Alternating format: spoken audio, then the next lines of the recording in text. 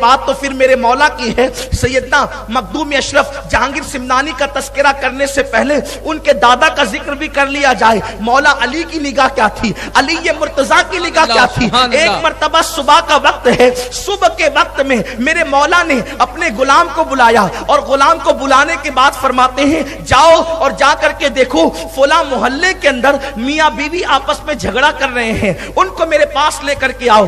آپ توجہ فرمائیں، علی اپنے گھر میں بیٹھے ہوئے ہیں، علی اپنے گھر میں بیٹھے ہوئے ہیں، کس کے گھر میں کیا چل رہا ہے علی کو پتا ہے، اور اس کے بعد کوئی علی کے پاس آتا نہیں ہے، میرے مولا کے پاس آتا نہیں ہے۔ علی غلام کو خود بھیجتے ہیں، فلاں گھر کے اندر میاں بیوی میں جھگڑا چل رہا ہے، جاؤ ان دونوں کو میرے پاس لے کر کے آؤ۔ غلام گیا اور جانے کے بعد کہتا ہے لڑنے والوں چلو، لڑنے والوں چلو، لڑنے والوں چلو، میرے مولا تمہیں طلب فرماتے ہیں۔ مولا علی کے پاس دونوں آ کر کے کھڑے ہو گئے۔ میرے مولا نے فرمایا تم دونوں آپس میں لڑتے کیوں ہو، میاں بیوی کے لڑنے کی وجہ کیا ہے؟ میرے مولا کی بارگاہ میں اللہ اکبر، اس کے شوہر نے کہا مولا بات یہ ہے کہ جب یہ میری بیوی ہے، جب سے اس سے میرا نکاح ہوا ہے، جب میں اس کے قریب جاتا ہوں تو اس سے مجھے گھن ہوتی ہے، اور ایک عجیب طریقے کی گھن ہوتی ہے، اور پھر میرے اور اس کے اندر جھگڑا پیدا ہو جاتا ہے۔ میں کبھی اس کے ساتھ بیوی جیسا سلوک نہیں کر پاتا، بس شادی ہوئی جب سے یہی تماشا ہے، جب شادی ہوئی جب سے یہی معاملہ ہے۔ میرے مولا نے فرمایا ابھی تیرا مسئلہ حل کر دیتا ہوں۔ مولا نے فرمایا اس کی بیوی سے کہ دیکھ میں تجھ سے جو کہوں سچ کہنا، میں تجھ سے جو کہوں سچ کہنا۔ اس کے بعد اس کی بیوی سے فرمایا بتا تو نے کسی شخص کے ساتھ کیا زنا نہیں کیا تھا، زنا نہیں کروایا تھا؟ اب چونکہ علی کی بارگاہ تھی، اس کو پتا تھا کہ جو علی اپنے گھر میں بیٹھ کر میرے گھر کا جھگڑا جانتا ہو، پھر وہ یہ سب معاملات نہ جانے گا۔ علی لوگوں کو اس لیے ہضم نہیں ہوتا کہ علی لوگوں کے گھر کی بھی جانتا ہے، علی لوگوں کے نسب کی بھی جانتا ہے۔ کیا بات ہے بابا، سبحان اللہ۔ لوگوں کے نسب بھی جانتا ہے، لوگوں کے معاملات بھی جانتا ہے، اس لیے علی لوگوں کو ہضم نہیں ہوتا۔ میرے پیارے آقا صلی اللہ علیہ وسلم کے پیارے دیوانوں، میرے مولا نے فرمایا کہ کیا تو نے کسی کے ساتھ زنا نہیں کروایا؟ اس نے کہا جی۔ پھر فرمایا اس سے تجھے بیٹا پیدا ہوا تھا؟ کہا جی۔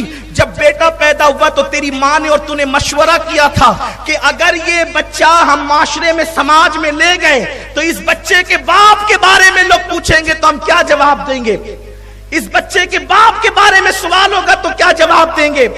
تو اس وقت تم نے کیا کیا تھا؟ اس بچے کو ایک بچے کو پھینک دیا تھا؟ کہاں بالکل پھینکا تھا۔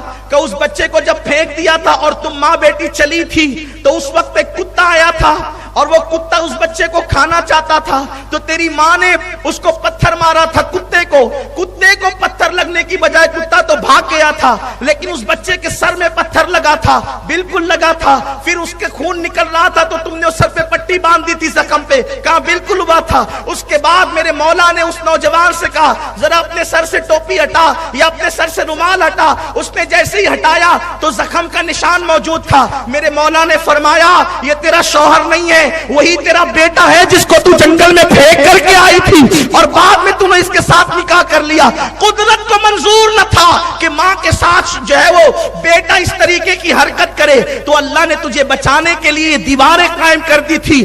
تم میاں بیوی نہیں ہو بلکہ تم ماں بیٹے ہو، جاؤ اپنے گھر میں رہو۔ یہ میرے مولا کی نگاہ ہے۔ بتائیں یہ نگاہ اللہ اپنے ولی کو کس طرح عطا کرتا ہے، ولیوں کو کیسی نگاہیں دی جاتی ہے۔ میرے پیارے آقا علیہ السلام کے پیارے دیوانوں، اس طرح کی روایتیں پڑھی جائے دفاتر کے دفاتر جو ہے بھر جائیں، اس طرح کی راتیں کم پڑ جائیں، اللہ نے ولیوں کو وہ نگاہ عطا کی ہے۔